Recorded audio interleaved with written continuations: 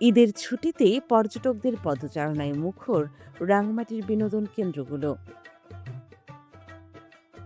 টানা ঈদের ছুটিতে রাঙামাটির বিনোদন কেন্দ্রগুলো এখন দর্শনার্থীদের পদচারণায় মুখর।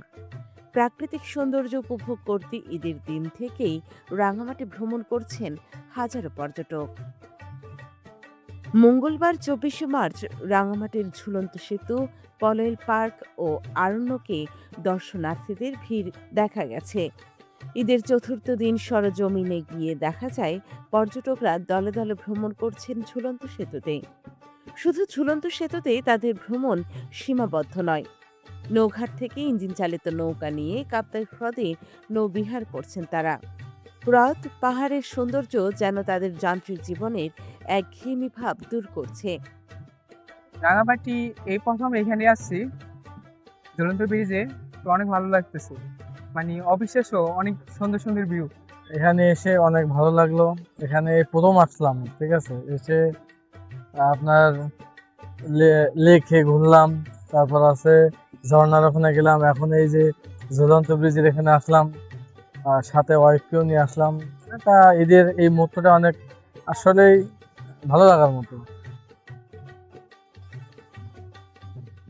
ঝুলন্ত সেতু ছাড়াও পলয়েল পার্ক, আরণ্যক হলিডে রিসোর্টেও পর্যটকদের বিপুল উপস্থিতি রয়েছে।